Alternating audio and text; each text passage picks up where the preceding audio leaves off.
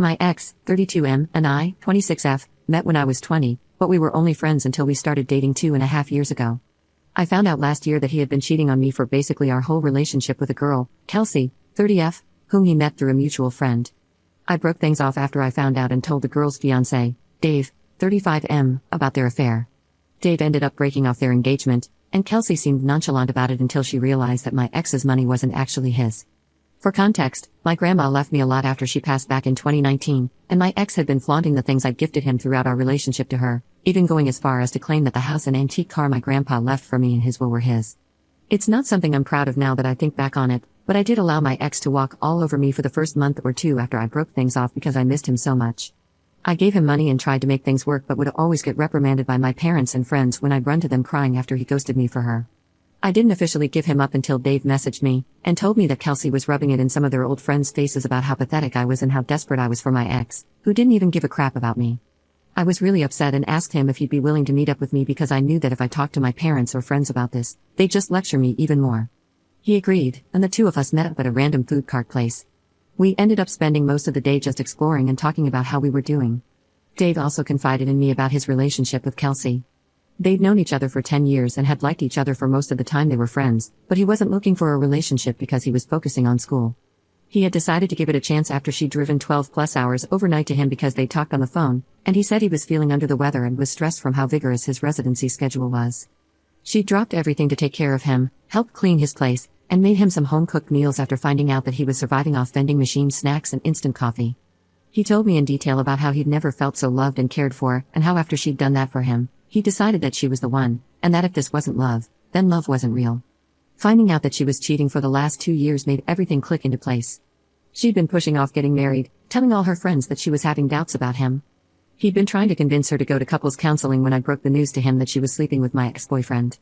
I felt like a monster, hearing their love story and then realizing that they didn't get their happy ending because of my ex and me, which messed with my head.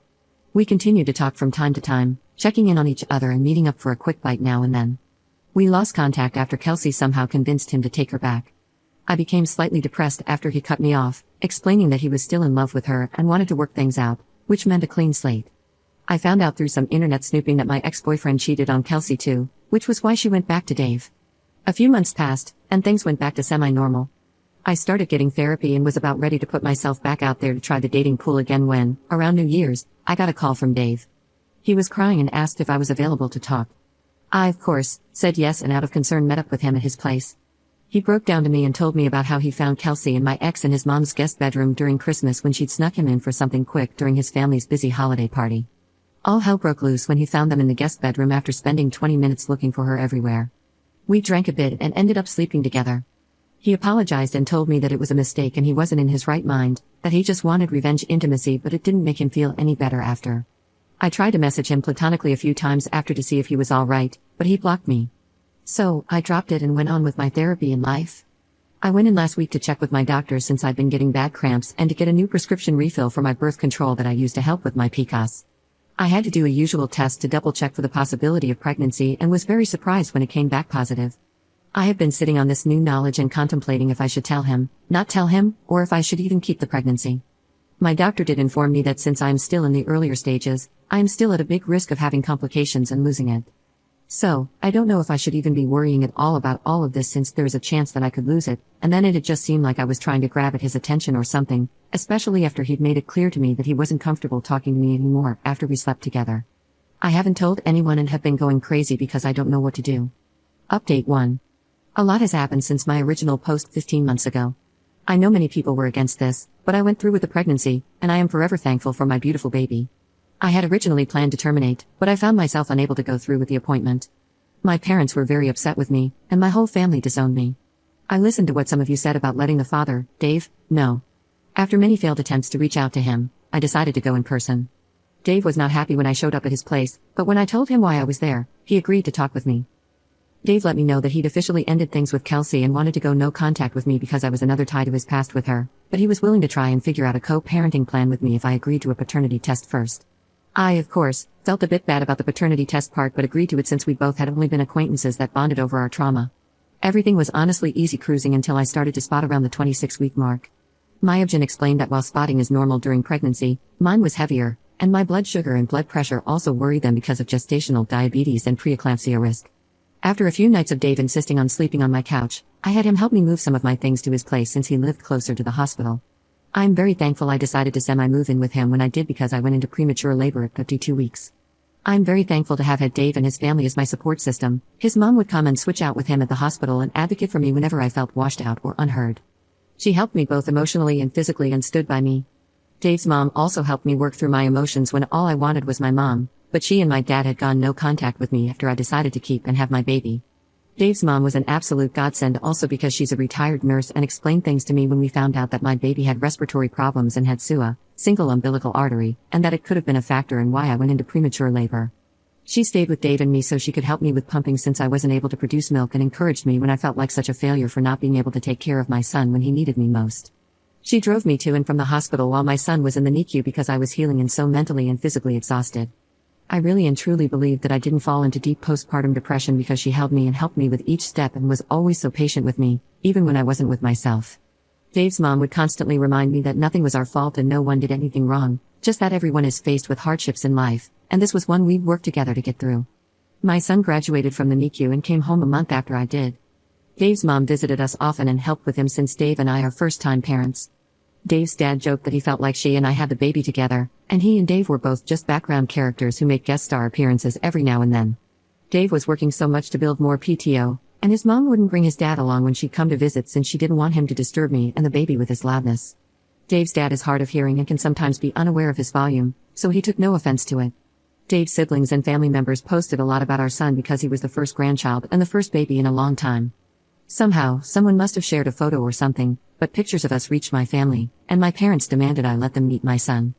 Dave was supportive of whatever I chose to do and said he'd agree to them meeting him if that's what I wanted. After thinking about it for a few days, I decided that I wanted to talk to my parents before I let them meet my son. When we met up to talk, my parents were offended that I didn't bring my son with us and left him with Dave's parents. They said some really hurtful things, and then my dad started to question when Dave was going to ask him for permission for us to get married since we didn't already have an impromptu wedding while I was pregnant.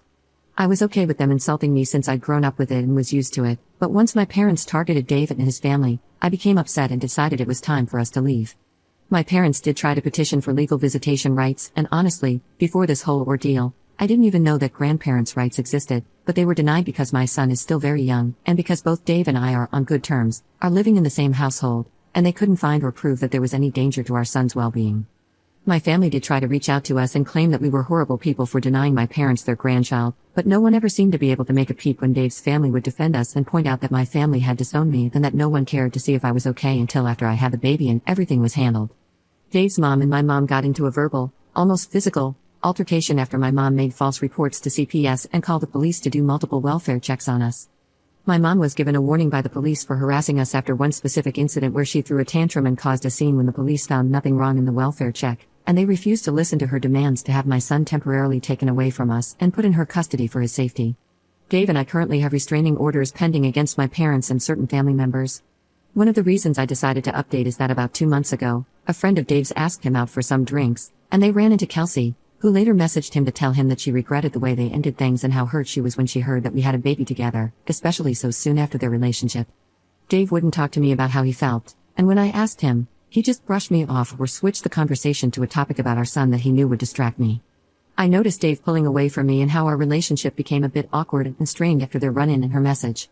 I know he still has feelings for her, and I am afraid that he might feel trapped with me and our son. I also noticed that the drama with my family has made Dave and his family less patient with me and my son. During Mother's Day, I overheard a few of his family members make comments to Dave about me being at their family barbecue since I was just my son's mom and not really part of the family. Dave just shrugged and said I didn't have anyone else to spend the day with. With how tense things have been, I have been thinking about moving out and back into my place. I stayed with Dave at his place after I gave birth, but now that our son is slightly older and I am healed, I want to give Dave back some space so that he can start dating again if he wants to and to give him back some more bachelor time when I have our son. I want to find a way to approach moving out and thus making a co-parenting plan without making things more awkward or possibly ruining the relationship I have with Dave and his parents. I don't want them to feel like I'm not grateful or anything, but I do want to go back to work and get my life back on track so that I can provide my portion of needs for my son and not depend on his family more than appropriate. Mini update. I've been trying my best not to check my phone or Reddit since I'm honestly a little overwhelmed right now. I want to let you all know that I did talk to Dave, and he was against me moving out. He also wasn't willing to talk about how he's been acting after running into his ex and said I was bringing up something that didn't matter since we were talking about me wanting to move out. I haven't mentioned what I heard during Mother's Day, and I don't think I'm going to because I feel really bad that it was meant to be a private conversation.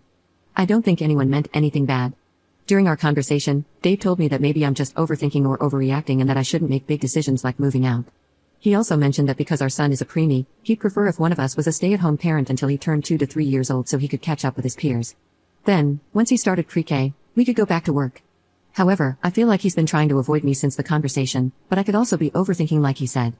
After reading some comments, I do feel like my feelings are valid, but I am also not sure anymore.